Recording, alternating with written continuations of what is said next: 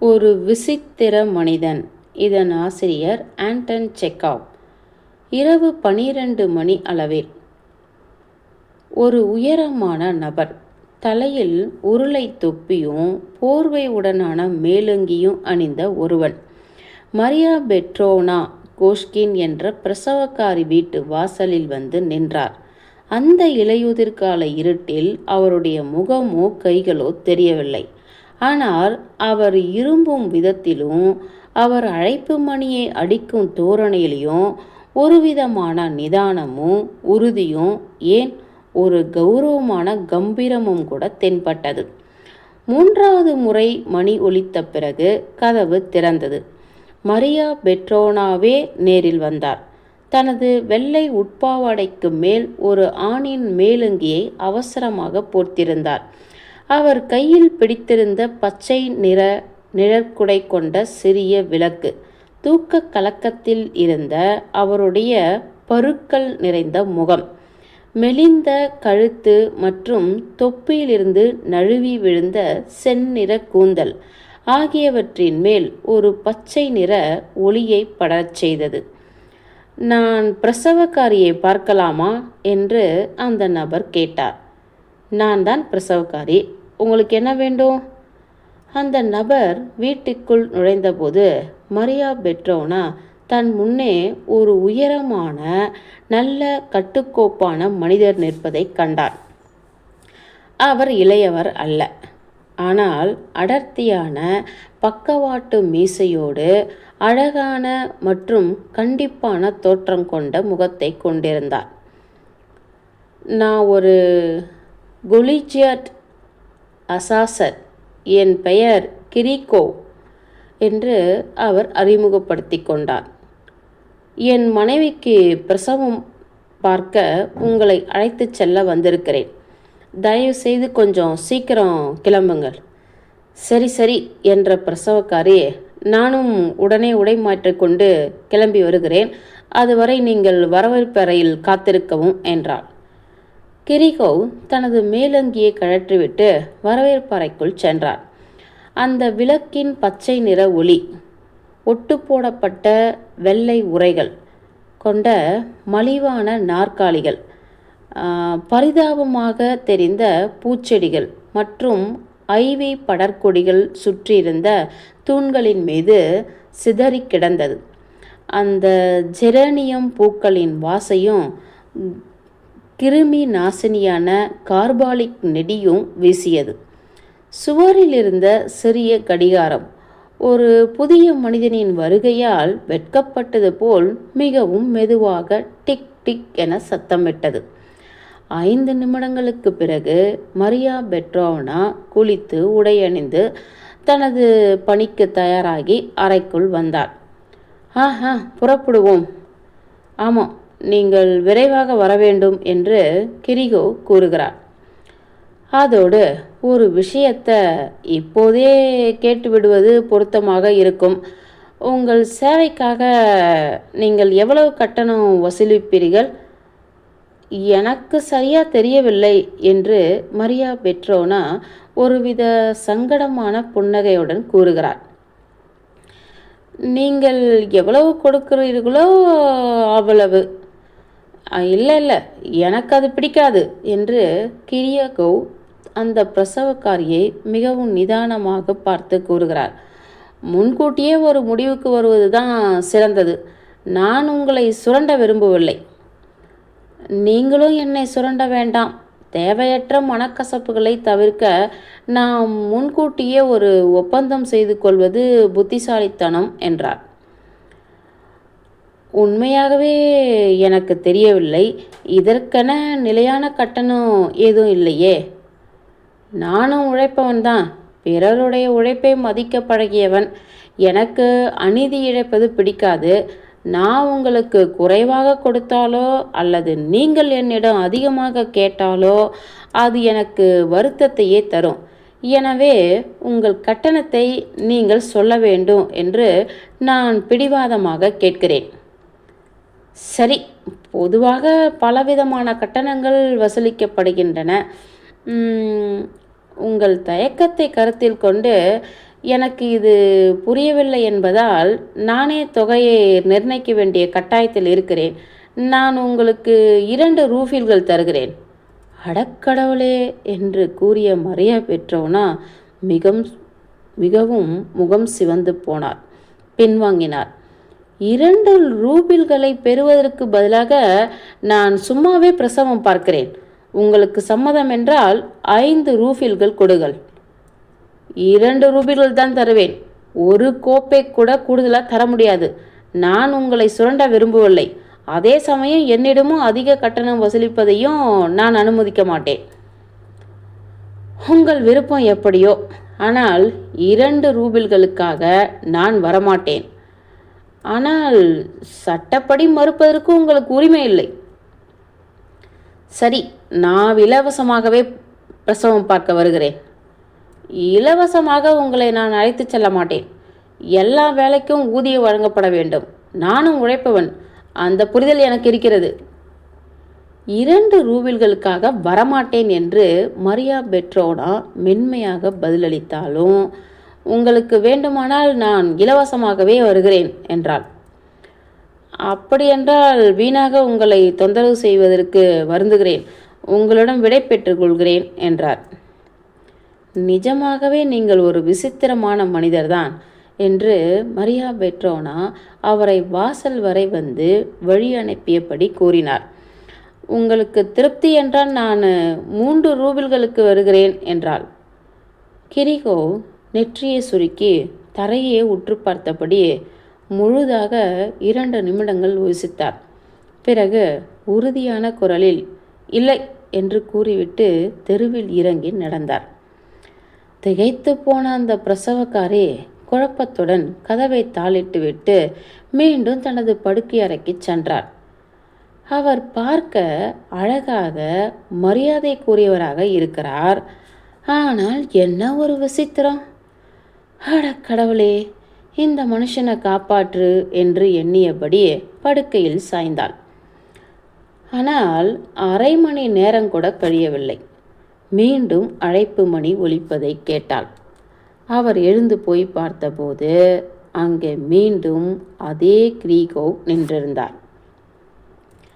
நிர்வாக சீர்கேடுகள் நடக்கும் விதம் ஆச்சரியமாக இருக்கிறது. மருந்து கடைக்காரரோ காவல்துறையினரோ அல்லது வீட்டு பாதுகாவலர்களோ கூட ஒரு பிரசவக்காரியின் முகவரியை தரவில்லை. எனவே உங்கள் நிபந்தனைகளுக்கு உட்பட வேண்டிய கட்டாயத்தில் நான் இருக்கிறேன். நான் உங்களுக்கு 3 ரூபில்கள் தருகிறேன். ஆனால் உங்களுக்கு முன்னரே எச்சரிக்கிறேன், நான் வேலைக்காரர்களை அமர்த்தும் போதோ அல்லது எந்த விதமான சேவையை பெறும்போதோ முன்கூட்டியே ஒரு ஒப்பந்தம் செய்து கொள்வேன். நான் பணம் கொடுக்கும்போது கூடுதல் தொகை, அதாவது டிப்ஸ் அல்லது அது போன்ற எந்த பேச்சுக்கும் வரக்கூடாது என்பதற்காகவே இதை செய்கிறேன். ஒவ்வொருவரும் தங்களுக்கு உரியதை மட்டுமே பெற வேண்டும் என்றார். மரியா பெட்ரோனா நீண்ட நேரமாக கிரிகோவையை கவனிக்கவில்லை. ஆனால் ஏற்கனவே அவர் மீது ஒரு சலிப்பும் வெறுப்பும் அவருக்கு தோன்றியது. அந்த மனிதரின் சீரான அளந்து பேசும் பேச்சு அவர் ஆன்மாவின் மீது ஒரு பாரத்தை ஏற்றி வைத்தது போல இருந்தது. அவர் உடை மாற்றிக்கொண்டு அவருடன் தெருவில் இறங்கினார். காற்று வீசாமல் அமைதியாக இருந்தாலும் குளிராக இருந்தது. வானம் மிக மேகமூட்டமாக இருந்ததால் தெருவிளக்குகளின் வெளிச்சமே சரியாக தெரியவில்லை. காலடியில் சேரும் பனியும் கலந்த சகதி சலசலவென சத்தமிட்டது. பிரசவக்காரி உற்று பார்த்தார். ஆனால் எங்கும் ஒரு வாடகை வண்டி கூட தென்படவில்லை. உங்கள் வீடு வெகு தூரம் இல்லையே என்று மரியா பெட்ரோனா கேட்டார். இல்லை, அதிக தூரமில்லை என்று கிரிகோ கடுகடுப்புடன் பதிலளித்தார். அவர்கள் ஒரு திருப்பும் 2வது 3வது என தாண்டி நடக்கிறார்கள். கிரிகோ நீண்ட எட்டுகளை வைத்து நடந்தார். அவரது நடையில் கூட அந்த கௌரவமும் உறுதியும் வெளிப்படையாக தெரிந்தது. என்ன ஒரு மோசமான வானிலை என்று பிரசவக்காரி அவரிடம் பேச்சு கொடுத்தார். ஆனால் அவர் ஒரு கண்ணியமான மௌனத்தை கடைபிடித்தார். தனது காலணிகள் பாழாகிவிடக்கூடாது என்பதற்காக அவர் கவனமாக சமமான கற்களின் மேல் கால் வைத்து நடப்பது தெரிந்தது. நீண்ட தூர நடைக்கு பிறகு ஒரு வழியாக பிரசவக்காரி வீட்டிற்குள் நுழைந்தாள். அங்கே வசதிகள் கொண்ட பெரிய வரவேற்பறை இருந்தது. அந்த அறைகளில் ஒருவரையும் காணவில்லை. பிரசவ வலியால் ஒரு பெண் துடித்து கொண்டிருக்கும் படுக்கை அறையில் கூட யாரும் இல்லை. பொதுவாக ஒவ்வொரு பிரசவத்தின் போதும் கூட்டமாக வந்து குவியும் குடும்பத்தின் முதிய பெண்களையோ அல்லது உறவினர்களையோ எங்கும் காணவில்லை. சமையல்காரி மட்டும் பயந்த வெறிச்சோடிய முகத்துடன் அங்கும் இங்கும் தனியாக ஓடிக்கொண்டிருக்கிறார். அந்த அறையில் பலத்த முனங்கல் சத்தம் கேட்கிறது. 3 மணி நேரம் கடந்து விடுகிறது. மரியா பெட்ரோனா அந்த தாயின் படுக்கை அருகே அமர்ந்து அவளிடம் கிசுகிசுக்கிறார். அந்த 2 பெண்களுக்குள்ளும் அதற்குள்ளாகவே ஒரு நட்பு மலர்ந்துவிட்டது. ஒருவரை ஒருவர் புரிந்து கொண்டு அரட்டை அடித்து ஒன்றாக பெருமூச்சு விடுகிறார்கள். நீங்கள் பேசக்கூடாது என்று பிரசவக்காரி கவலையுடன் சொல்லிக்கொண்டே அதே சமயம் அவளிடம் கேள்விகளை அடுக்கிக் கொண்டே இருக்கிறார். அப்பொழுது கதவு திறக்கிறது. கிரிகோ அமைதியாகவும் நிதானமாகவும் அறைக்குள் வருகிறார். அவர் ஒரு நாற்காலியில் அமர்ந்து தனது மீசையை தடவிக்கொள்கிறார். அங்கு நிசப்தம் நிலவுகிறது. மரியா பெட்ரோனா அவருடைய அழகான உணர்ச்சியற்ற மரக்கட்டை போன்ற முகத்தை பயத்துடன் பார்த்தபடி அவர் ஏதாவது பேசுவார் என்று எதிர்பார்க்கிறார். ஆனால் அவர் எவ்வித சலனமும் இன்றி ஆழ்ந்த சிந்தனையில் மௌனமாக இருக்கிறார். வீணாக காத்திருந்த பிரசவகாரி ஒரு பிரசவத்தின் போது பொதுவாக சொல்லப்படும் வாக்கியத்தை கூறி உரையாடலை தொடங்க துணிகிறார். சரி, இப்பொழுது இறைவனுக்கு நன்றி, இந்த உலகில் மேலும் ஒரு உயிர் பிறந்துவிட்டது. ஆமாம், அது சந்தோஷமான விஷயம்தான் என்று கிரிகோ தனது அந்த மரக்கட்டை போன்ற உணர்ச்சியற்ற முகபாவனை மாறாமலேயே கூறினார். இருந்தாலும் மறுபுறம் பார்த்தால் அதிக குழந்தைகள் பராமரிக்க அதிக பணமும் வேண்டுமே. குழந்தை பிறக்கும் போதே உணவோடும் உடையோடும் பிறப்பதில்லையே என்றார். அனுமதியின்றி அல்லது வீண் பிடிவாதத்தால் ஒரு உயிரை இந்த உலகிற்கு கொண்டு வந்து விட்டது போன்ற ஒரு குற்ற உணர்வு அந்த தாயின் முகத்தில் படர்கிறது. கிரிகோ ஒரு பெரும் மூச்சோடு எழுந்து தனது அந்த நிதானமான கம்பீரத்தோடு அறையை விட்டு வெளியேறுகிறார். என்ன ஒரு மனுஷன் இவர், கடவுளே என்று அந்த தாயிடம் பிரசவக்காரி கூறுகிறார். இவ்வளவு கண்டிப்பாக இருக்கிறாரே, ஒரு புன்னகை கூட இல்லையே. அவர் எப்பொழுதுமே இப்படித்தான் என்று அந்த தாய் அவரிடம் கூறுகிறார். அவர் நேர்மையானவர், நியாயமானவர், முன்னெச்சரிக்கை கொண்டவர், புத்திசாலித்தனமாக சிக்கனம் பிடிப்பவர். ஆனால் இவை அனைத்துமே ஒரு அதீதமான நிலையில் இருப்பதால் சாதாரண மனிதர்களுக்கு அது மூச்சு முட்டுவது போல் இருக்கும். அவருடைய உறவினர்கள் அவரை விட்டு பிரிந்து விட்டார்கள். வேலைக்காரர்கள் ஒரு மாதத்திற்கு மேல் நிலைப்பதில்லை. அவருக்கு நண்பர்களே இல்லை. அவருடைய மனைவியும் குழந்தைகளும் ஒவ்வொரு அடி எடுத்து வைக்கும் போதும் ஒருவித அச்சத்திலேயே தவித்து கொண்டிருக்கிறார்கள். அவர் அவர்களை கத்துவதோ அடிப்பதோ இல்லை. அவருடைய குறைகளை விட அவரிடம் நற்பண்புகளே அதிகம்.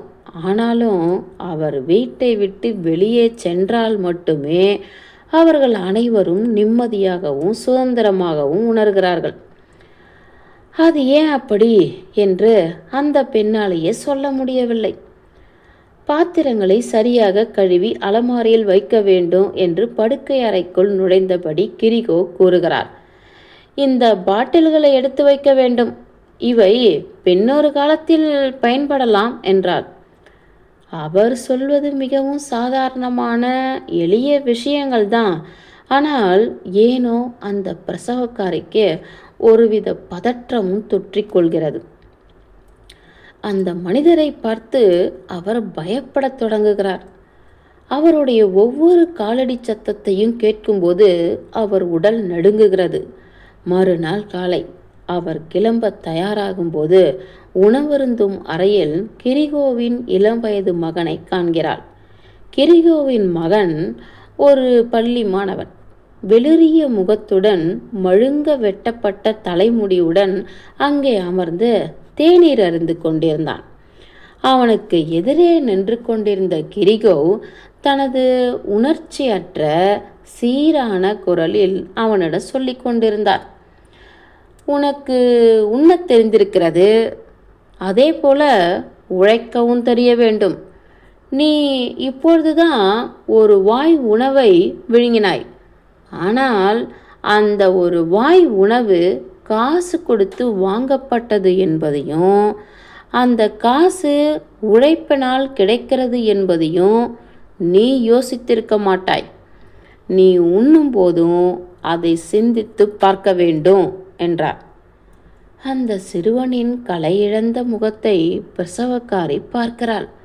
அங்கிருக்கும் காற்றே பாரமாக இருப்பது போலவும், இன்னும் கொஞ்ச நேரம் போனால் அந்த விசித்திர மனிதனின் ஒடுக்கும் குணத்தை தாங்க முடியாமல் அந்த சுவர்களே இடிந்து விழுந்து விடும் போலவும் அவளுக்கு தோன்றியது.